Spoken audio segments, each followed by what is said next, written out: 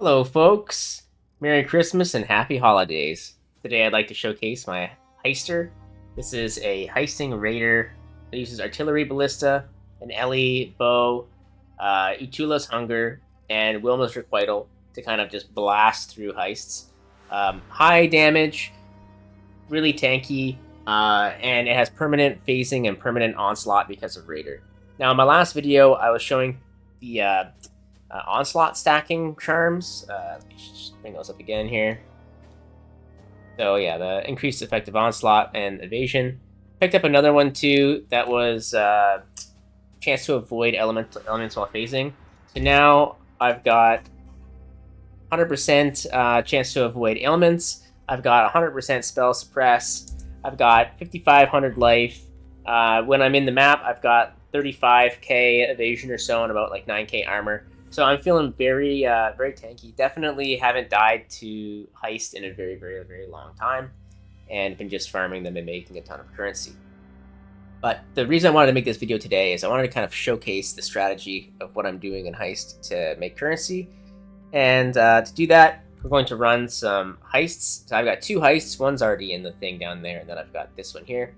Now, I'm running my heist rare. I'm running them item level 83, and I'm doing them fully revealed. I just bought a bunch of fully revealed heists. This one here, like, what's this worth? It's like 100C. They're about anywhere between 70C and 130C, depending on how many wings are unlocked and whatnot. Right now, the cost of rogues markers is really high, so it's like not exactly worth it always to unveil yourself. And then also with the unveiled, like the fully unveiled, you get the extra choices of the extra boxes. I've been making about 400C to 600C per, and spending about like 80 to, again, about 70 to 130 depending on. And so I've been making pretty good profit. And that's just like the average. But what really makes this shine is like on the top end, I've had a couple of really massive drops that are like multiple divines. Things like fractured jewelry bases that are really rare, synthesized bases, and then a bulk of the money just comes from stacked decks. All right, so let me just hop into the planning room here, and I'll kind of show you what I'm doing, and I'll tell you what I think is good right now and what I think is bad. So let's start with this. First of all, you want to get Karst and Vindari whenever possible. Now, this particular one just didn't have any demolition or anything like that, so it is what it is. You're not going to get them on every single one, but just make sure that you have Karst as your number one, right? You want Karst on every single one because he has this mod here, 40% less raising alert level from opening chests. So he's really good. Then the next best is probably Nenit. Nenit also has that, but she has a little bit less. But she scouts the patrols, which can be really useful as well. Then, you know, Huck has some XP gain. Talina, you find some extra reward rooms sometimes. And who else? There's Isla, who like extends the duration. That can be useful too. Niles basically just gets you like an extra unlock every once in a while. But the main ones are Vindari and Karst, if you can get them. Okay, now what's good to open? I would say the number one best reward chest right now is the Divination chest. Stack decks, I'm selling them 270 chaos for 100. So about 2.7C each or so. And I sell them in bulk like that, which makes it really easy to trade. You're not screwing around with like a bunch of little trades. Just sell them in bulk to big whales who want to buy like a shit ton of Divination cards. Then after that, I think fragments are actually the next best. And the reason I say that is because right now, offering to the goddesses are going for 4C a piece, okay? And these things absolutely spit out offering to the goddesses.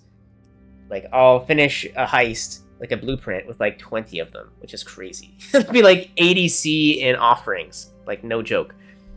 Then after that, I would say currency reward room is really good. The gems reward room is really good because of the transfigured gems. You can take, you can actually do like a dual heisting and lab strategy where you take like the 20 quality or the level 20 gems into the lab to like transfigure them. So that's a really good strat as well. Pretty much everything else is low tier. I would say like the unique reward rooms are terrible. Don't do them. Essences aren't very good either. I wouldn't do them. The weapon and the armor reward rooms are terrible, so don't do them. Ultimatum can be good, but you need Vindari, and you need to have the Catalyst duplicator to have that one be like really worth it. Right now, I'm running Jewels and Divination cards duplicated on my rogues, but I'm thinking about switching to frags later because I feel like I've been making more off the frags than just about anything else. But the Divination cards are so nuts because every once in a while you'll get like a GG, like a nurse or something like that, right? Like you'll get some, or like what's the other one? Like House of Mirrors or something like that. Like you'll get like a GG one every once in a Blue Moon. So the Divination card one is probably the best. Okay, so with that in mind, now how are we going to count and see like how well we're doing? So I'll set the dump tab to have everything come into this one tab, and then we'll run 2 blueprints, and then at the end we'll take note of we'll use like a PoE stack to take note of like everything that's in there, and then we'll divide it by 2 and we'll get like kind of like an average of like what you're getting. Like 2 is not a huge sample size, but at the same time, like each of these has like 3 to 4 wings, so they're pretty consistent, right? All right, now this wing is absolutely bonkers. Like, so we're gonna start off with div card ones. I'll do these real quick.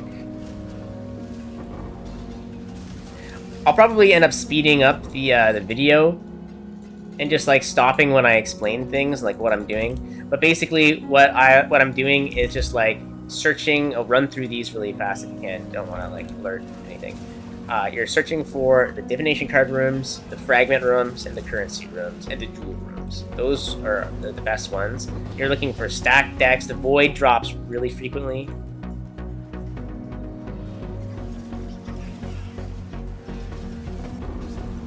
Yeah, sack frags. The frag one is so insane. The offering to the goddesses are 4C each. The fragments sell really, really well too.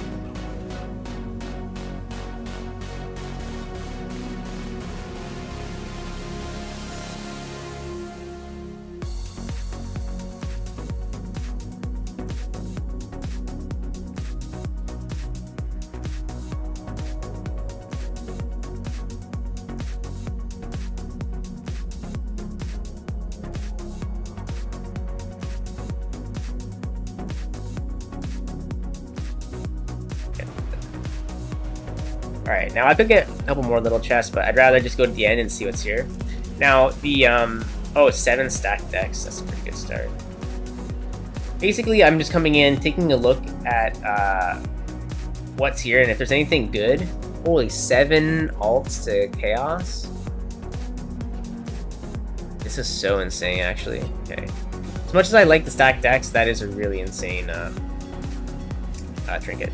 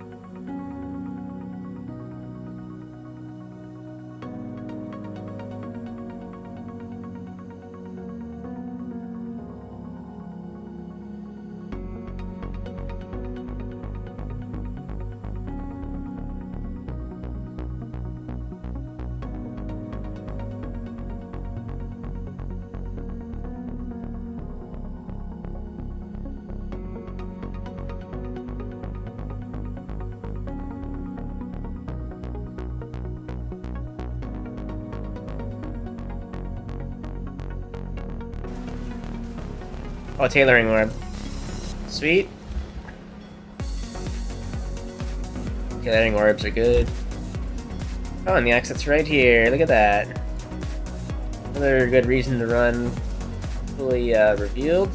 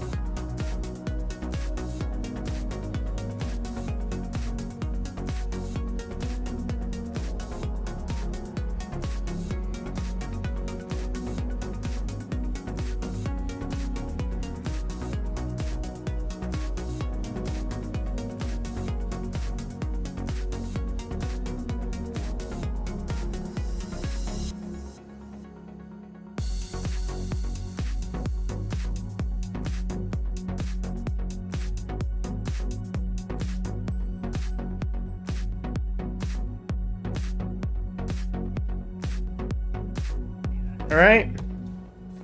There's the last of the first blueprint. So that was a very profitable one. Yeah. We got a lot of stuff there. I'm gonna vendor these goblets and masks and whatnot. So that's another like 5C. I won't count it though.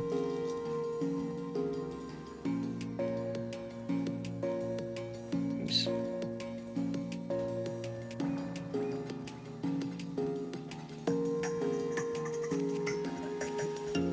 Look at all the offerings.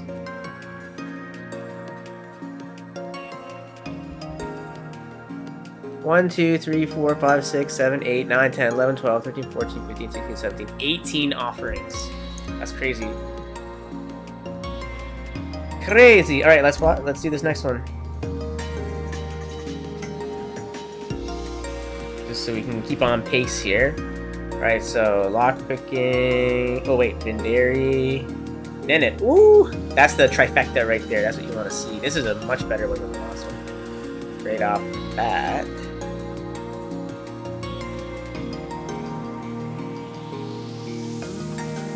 Wow, nice, very nice. This looks very good, actually. Oh, it's too bad there's no divination card ones. Oh, there's one div card. Oh, two here, actually. It's not too bad. A lot of currency rewards, map frags. Yeah, this is a good one. This is a very good one.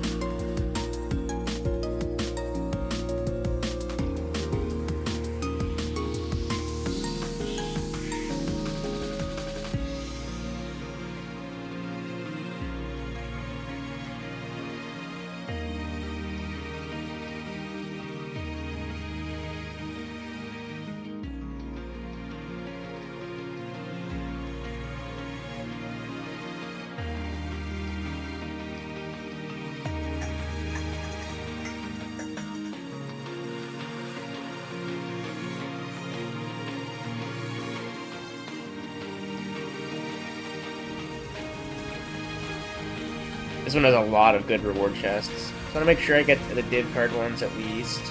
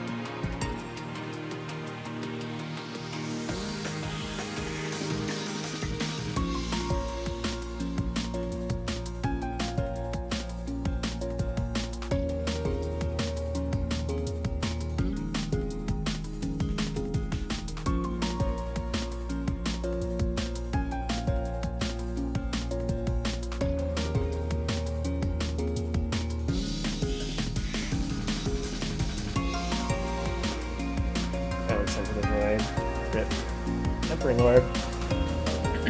Nice.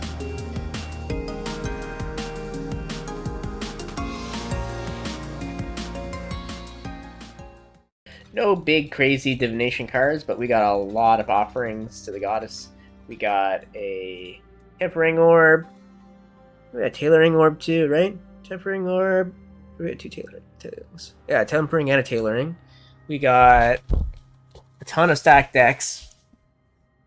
Alright, so now what I'm going to do is identify everything here.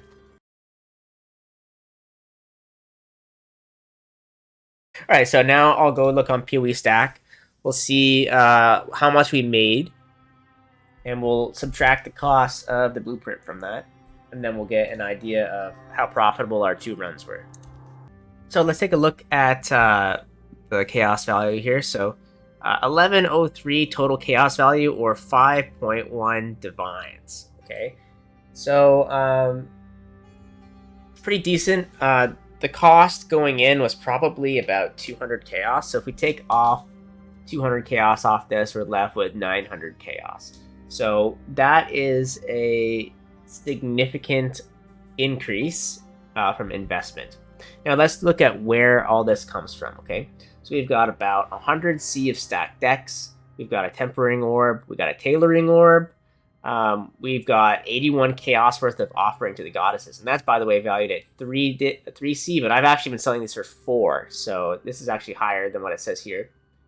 You know, we've got Immortal Rage, Sack Frags, Chisels, some random div cards along the way, and then Scarabs will make up quite a bit. Now, there'll be just like one individual Scarab here and there, but like you sell them in bulk. You do it over time, right? Like you'll put it in your fragment tab or whatever, and you'll sell them in larger amounts, and you can get more for it. Let's go on to the next one here. So then going down into the things that are like in the, like, you know, 1 to like 7C-ish value, we're looking at a lot of random div cards. We're looking at Scarabs and things like that. Some we've got a blight map here. So most of these things are honestly pretty easy to sell. Like stack decks are easy to sell. Scarabs are easy to sell. The tempering orbs are really easy to sell. Like this stuff from here down to about here is very easy to sell. Yeah.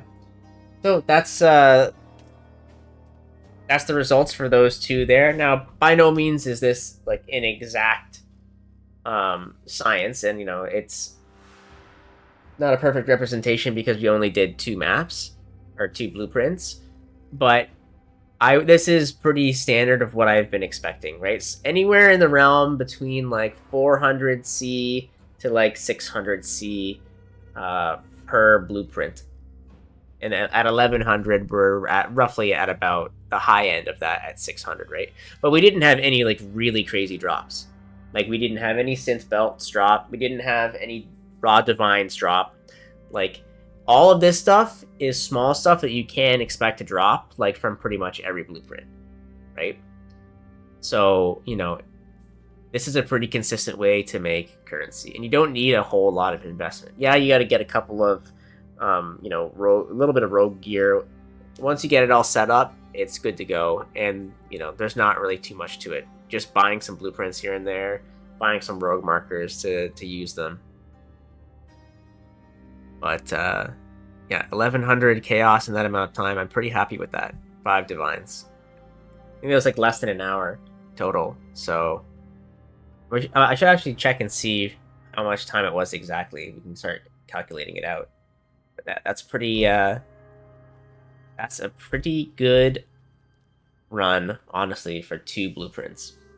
Well, guys, if you liked the video, like and subscribe. Thanks a lot for watching, and cheers.